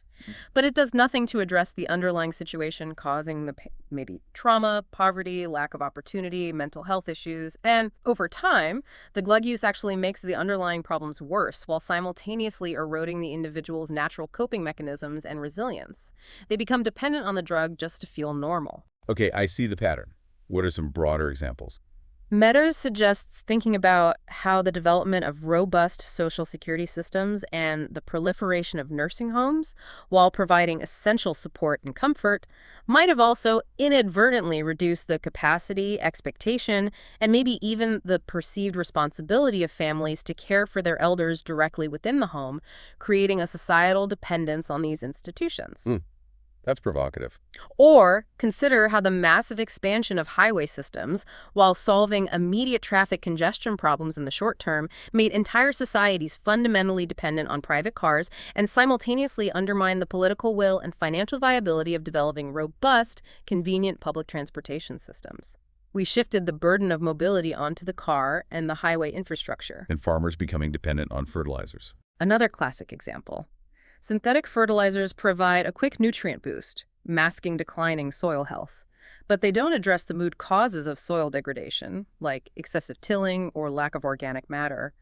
Over time, the soil becomes less fertile on its own, requiring ever-increasing amounts of external fertilizer input just to maintain yields. The farmer becomes addicted. And Western economies addicted to cheap oil. A huge geopolitical example. Our economies became structured around cheap, abundant oil. Instead of proactively addressing the underlying need for energy by investing heavily in efficiency or developing diverse renewable sources, we often resort to interventions like trying to control oil prices or even going to war to maintain the flow of the addictive substance. We treat the symptom, oil price spikes, rather than the underlying dependence. So this trap involves a solution that weakens the system's own problem-solving ability.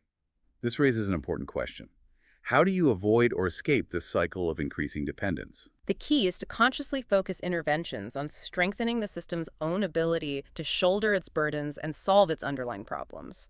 Build capacity, don't just provide crutches indefinitely. So instead of just applying pesticide, You'd examine the farming methods themselves. How can you improve soil health? How can you enhance natural ecosystem controls to manage pests? Build the farm's internal resilience. instead of just fixing oil prices. You aggressively increase fuel efficiency standards, invest massively in diverse renewable energy sources, redesign cities for walkability and transit. You address the fundamental need for energy services in a way that reduces the dependence on the single addictive source. The critical insight is that the longer you wait, the deeper the addiction becomes, the weaker the underlying system gets, and the harder and more painful the withdrawal process will be. The secret, Meadows says, is always to aim interventions at helping the system help itself, nurturing its internal capacities, rather than simply taking over its functions and thereby ensuring its long-term dependence. Okay, the final trap we'll cover. This one feels like it might underpin many of the others.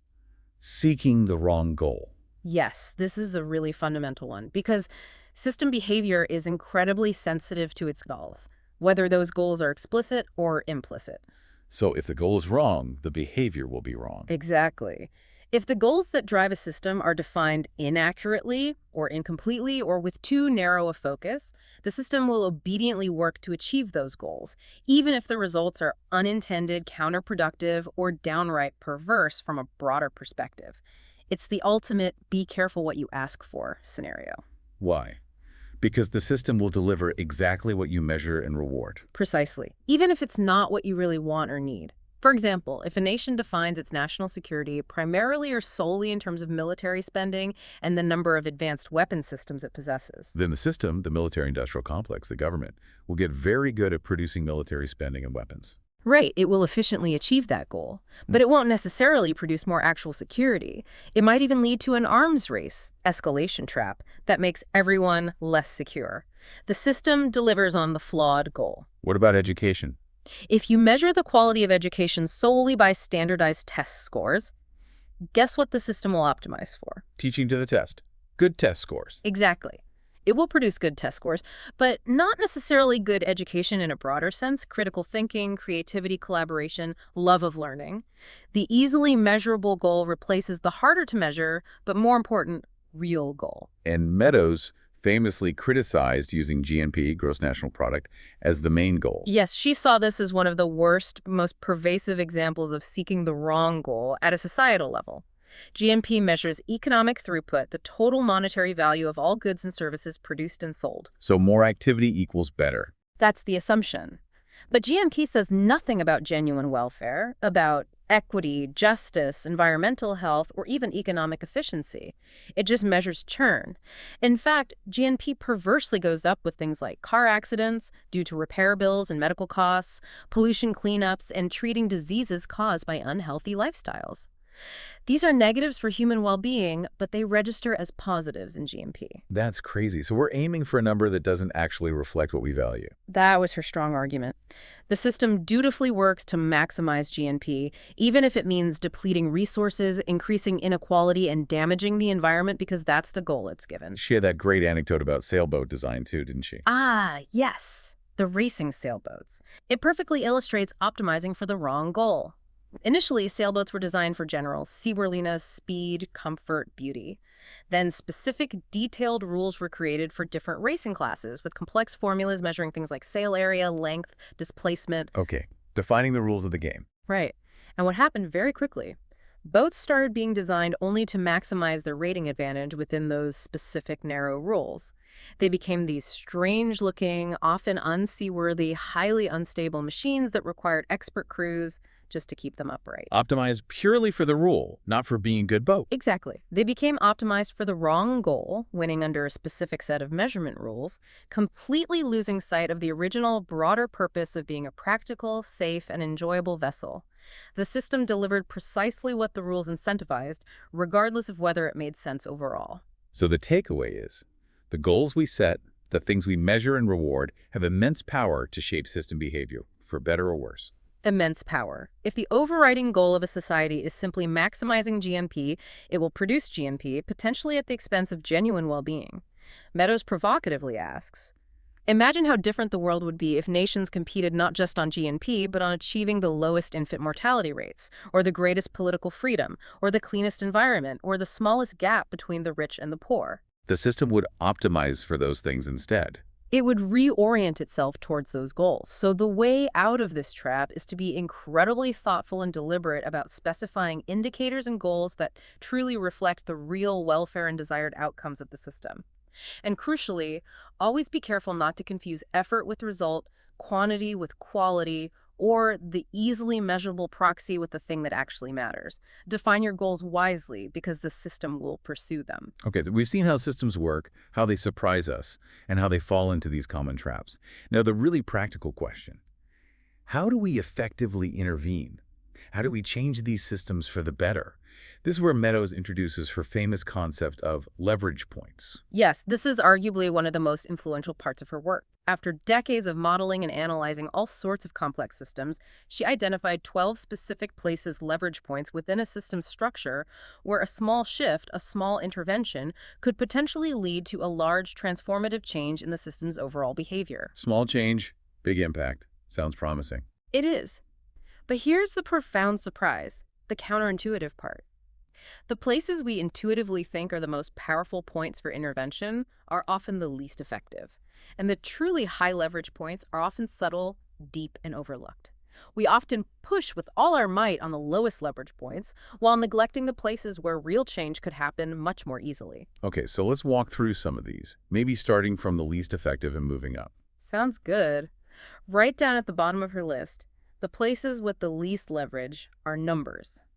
These are things like the constants and parameters within a system, subsidies, taxes, quantitative standards, speed limits, minimum wage levels. Wait, things like taxes and minimum wage are low leverage. We fight huge political battles over those. Exactly. We spend enormous energy fighting over tweaking these numbers.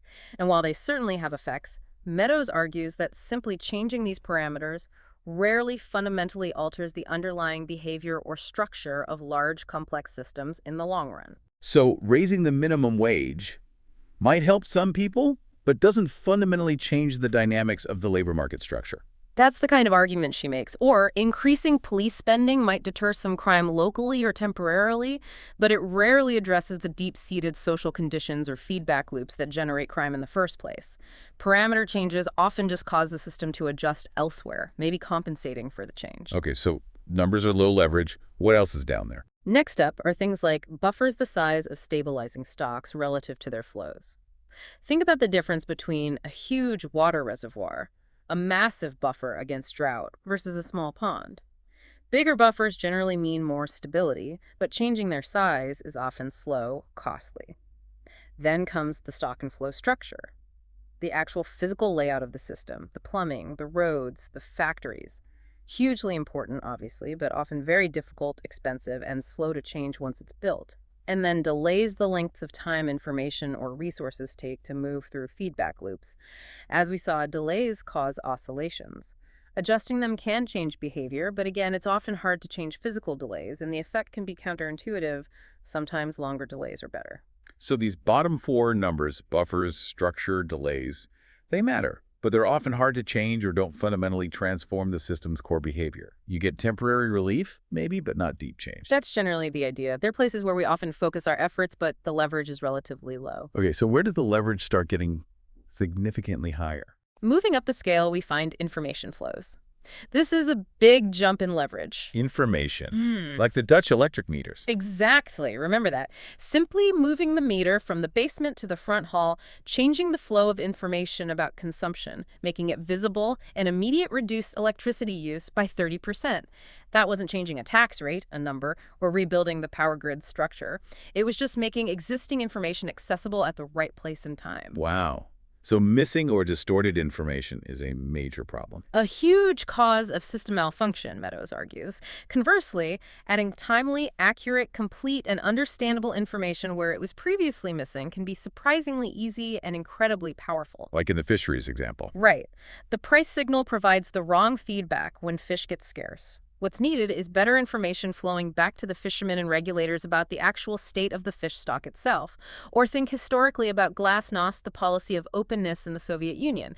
Simply opening up flows of previously suppressed information led to massive systemic change. Okay, information flows high leverage. What's next? Closely related and even higher leverage are the rules of the system. Rules, like laws. Laws, yes, but also incentives, punishments, contracts, constitutions, social agreements, property rights, the whole framework that governs how the elements interact and what behaviors are encouraged or discouraged. Power over the rules is real power. How so? Imagine if the rules for academic tenure changed. Instead of primarily rewarding solo publications, what if they strongly rewarded collaborative, interdisciplinary work that solved real-world problems? The behavior of academics would change dramatically. Instantly. Or imagine if corporate boards were legally required to prioritize long-term environmental sustainability alongside short-term profits. The rules dictate the game.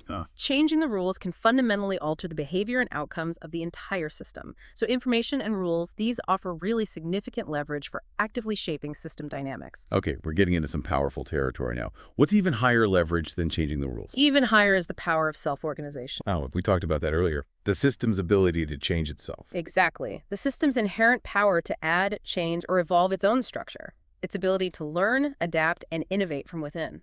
This isn't just a property. Tapping into and enhancing this capability is a profound leverage point. So how do you intervene here? How do you leverage self-organization? You don't dictate the outcome. Instead, you encourage variability, experimentation, diversity. You create space for novelty to emerge. You protect the system's ability to learn and adapt. This is the strongest form of resilience.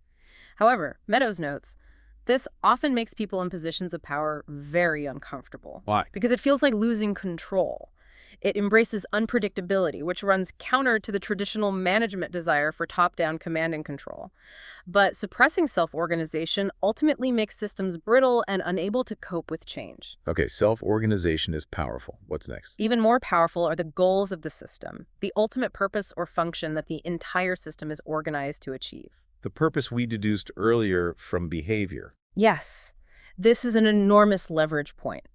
If the overriding goal of a nation or a corporation or even an individual is, say, to bring more of the world under its central control or to maximize short-term profit above all else, then everything below it, all the rules, the information flows, the structures will inevitably be twisted and aligned to serve that dominant goal. But if you change the goal, If you can genuinely change the fundamental goal of the system, think of a new leader inspiring a nation towards peace instead of conflict, or a company shifting its core mission towards sustainability, it can swing millions of people, billions of dollars, entire infrastructures in a completely new direction. It reorganizes everything below it. Changing the goal is incredibly high leverage. wow, okay, we've climbed pretty high. Self-organization, goals. Mm-hmm. What could possibly be higher leverage than the fundamental purpose of the system? At the very top, the most profound leverage point of all lies the power over paradigms. Paradigms. What are those exactly in this context? Paradigms are the shared, often unstated, usually unconscious assumptions and deepest beliefs about how the world works. They are the fundamental lenses through which we perceive and interpret reality, the bedrock of our understanding. Like what kind of beliefs? Things like growth is always good, nature is primarily just a stock of resources for human exploitation, an individual can own land in perpetuity, technology can solve any problem, competition is the best way to organize society. These are deeply ingrained assumptions that shape everything else. You don't even question them usually. They're just the way things are. Exactly. They form the invisible foundation upon which all our goals, rules, and structures are built. And because they're so fundamental, changing them is incredibly powerful. It's not a physical change. It's not necessarily slow, like changing infrastructure.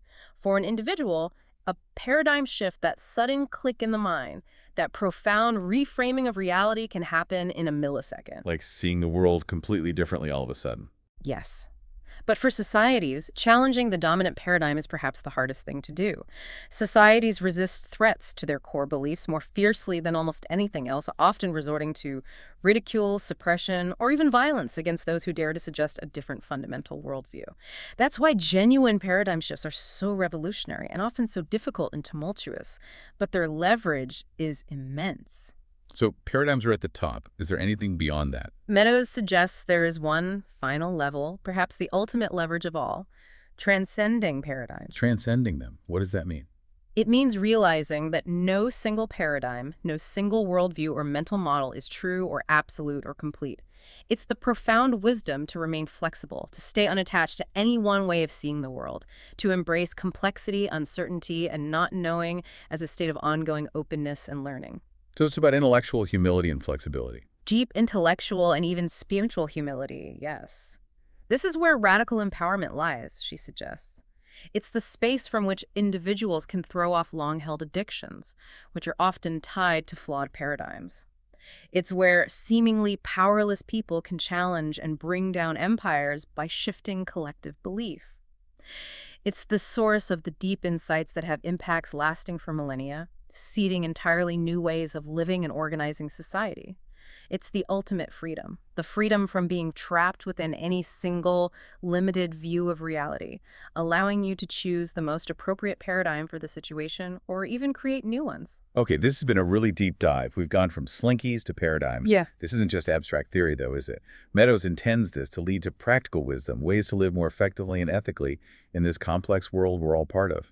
Absolutely. The whole point isn't just intellectual understanding. It's about cultivating what you might call systems wisdom, practical heuristics and attitudes for navigating complexity successfully. So what are some of those key wisdoms? One really crucial starting point she emphasizes is Get the beat of this system. Get the beat, like feel the rhythm. Kind of, yeah. It means before you jump to conclusions, before you impose your favorite solutions or theories, really immerse yourself in the system's observable reality. Focus on the facts, especially historical data.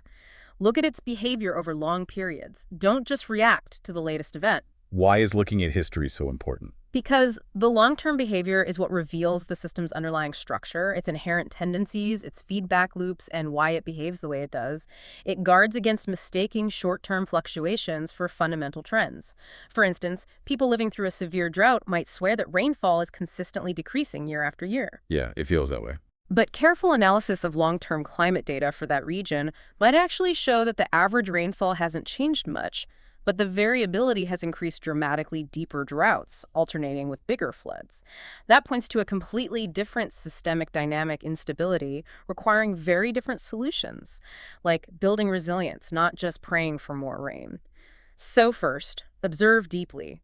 Ground your understanding in the system's actual long-term behavior. Okay, observe first. Get the beat. What's another key wisdom? Expose your mental models to the light of day. Make our assumptions visible. Exactly. We all operate based on internal mental models of how we think systems work. But often these models are implicit, incomplete, or just plain wrong. Make them explicit. Draw them out. Write them down. Challenge them rigorously. How does that help? It allows you to see where your assumptions might be flawed, where you might be ignoring important connections or feedback loops. Meadows gives that simple example from her time at Dartmouth. If your office gets too hot, but the thermostat is controlled by a central computer managing the whole campus based on some complex algorithm. Yeah. You have to call someone in a central office who then inputs a change, which then gets implemented after some delay. The system is designed in a way that makes you feel less responsible for and less connected to your immediate environment. The feedback loop is broken, indirect, and slow. Mapping out how you think that heating system works, or should work, highlights those structural flaws and your own assumptions about control and responsibility. So making the model explicit helps you critique it and the system itself. Right. It helps you identify hidden assumptions, someone else is responsible, the computer knows best, test them against reality, and become more flexible in your thinking. You become more willing to redraw the boundaries of your model, incorporate new perspectives, and even redesign the structure when needed.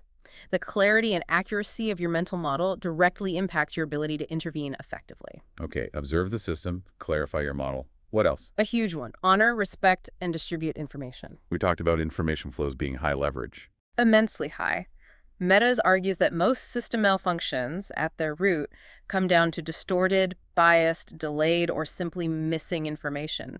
Decision makers at all levels, from individuals to governments, simply cannot respond effectively or appropriately if they don't have accurate, timely feedback about the state of the system and the consequences of their actions. They're flying blind. So information is power, and lack of it causes problems. Precisely. Remember the toxic release inventory, TRI example in the U.S.? Yeah, companies had to report their pollution. Right. Requiring companies to simply report their hazardous chemical emissions, making that information publicly available to communities, investors, and the media, even without any new laws imposing fines or limits, initially led to a stunning 40% decrease in those reported emissions within just 2 years. Just from transparency. Just from transparency. It created powerful new feedback loops. Companies didn't want the bad publicity. Communities could pressure local factories. Investors could factor environmental risk into their decisions.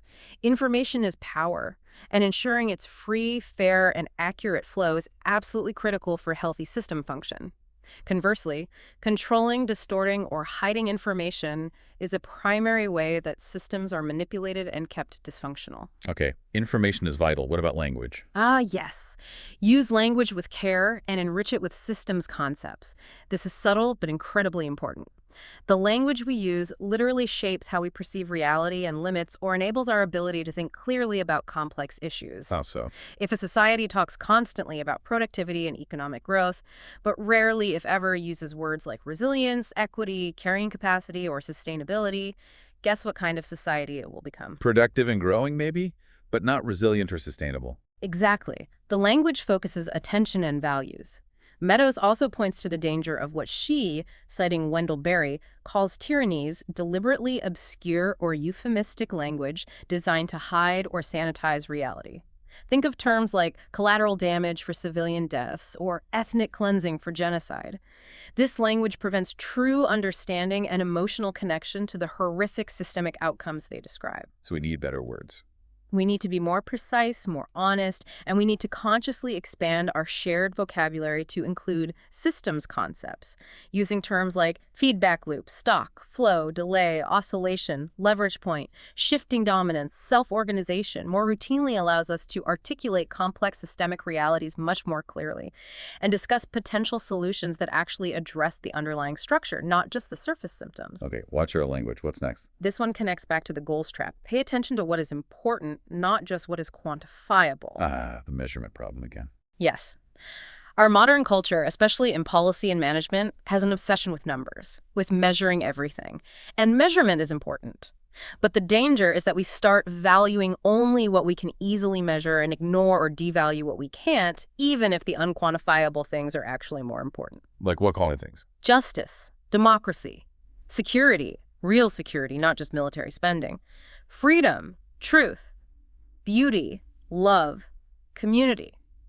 These are fundamental human values, crucial for a good society, but they resist easy quantification. And if we don't value them because we can't measure them, If we don't actively speak up for them, if we don't consciously design our systems, our laws, our institutions, our economies to nurture and produce them, they will subtly erode and disappear. They'll be sacrificed on the altar of the easily measurable, like GNP growth or test scores. Meadows urges us to become quality detectors, to constantly notice and advocate for the qualities we truly value, even and especially when they defy simple measurement. that's a powerful call to action. Okay, almost there. Any final pieces of wisdom? Two more closely related ones. First, go for the good of the whole. Don't get trapped in sub-optimizing just one part of the system at the expense of the overall health and well-being of the entire interconnected whole. Think holistically. And second, Locate responsibility within the system. Design systems so that decision makers are forced to confront, directly and rapidly, the consequences of their decisions. Don't allow feedback loops to be broken or responsibility to be diffused. like your example of the water pipes. Exactly. Her brilliant design principle require factors or cities to place their wastewater intake pipes downstream from their own effluent outflow pipes. So they have to drink their own pollution. Instantly. It creates an immediate, unavoidable, powerful feedback loop that internalizes the externality. It builds responsibility and the incentive for cleanup directly into the physical structure of the system. It's about designing for intrinsic responsibility, not just relying on external regulation after the fact. That's clever. Mhm. Okay, so observe, model, use info, use language, value the important, think whole, design for responsibility. Anything else? Yes, perhaps the most important overarching attitude. Stay humble. Stay a learner. Why humility? Because complex systems are inherently complex. Our knowledge of them will always be incomplete. They will always surprise us. So we have to approach intervening in them with a deep sense of humility. Embrace errors not as failures, but as precious learning opportunities. Take small, reversible steps whenever possible, experimental probing. Constantly monitor the results, and be eager even to change course. Revise your models and adapt your strategies as new information emerges or the system behaves in unexpected ways. We can't predict the future with certainty, but we can envision a better one, learn rigorously from our experiences, and continuously dance with and redesign systems towards greater health, resilience, and equity. It requires humility, constant learning, and a profound sense of shared responsibility for the complex world we inhabit.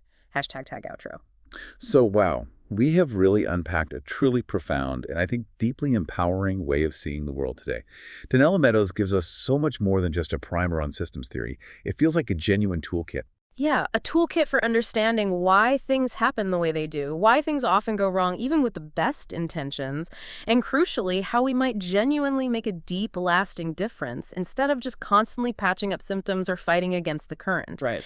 And if we connect this to the bigger picture, what Meadows really shows us is that living successfully, wisely, and ethically in this world of complex, interconnected systems, it requires more than just technical fixes or clever analysis. It really demands our full humanity. full humanity. Yeah, our rationality, yes, but also our intuition, our deep compassion, our collective vision, our creativity, and our unwavering morality. Hmm.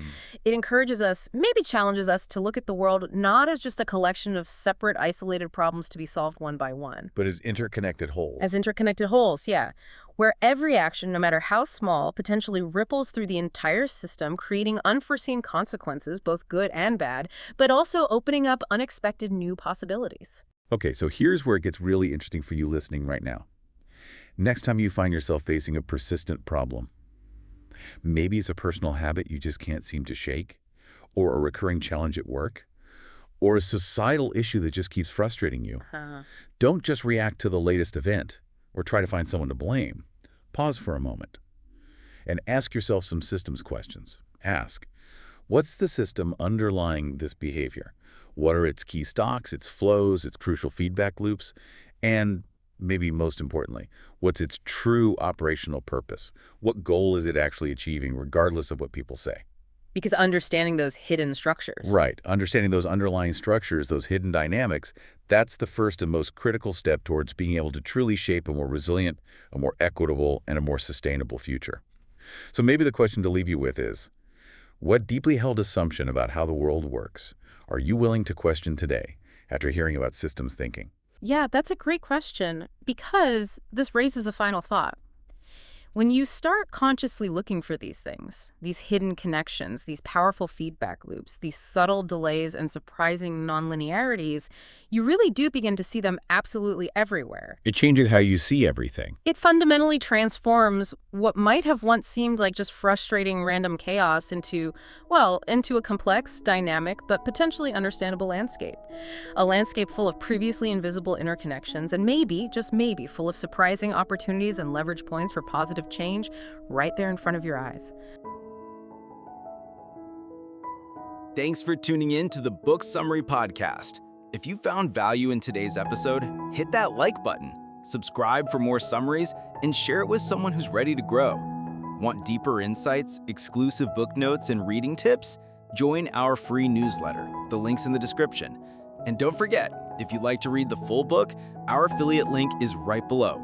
It helps support the channel and keeps the summaries coming. Until next time, keep reading, keep growing.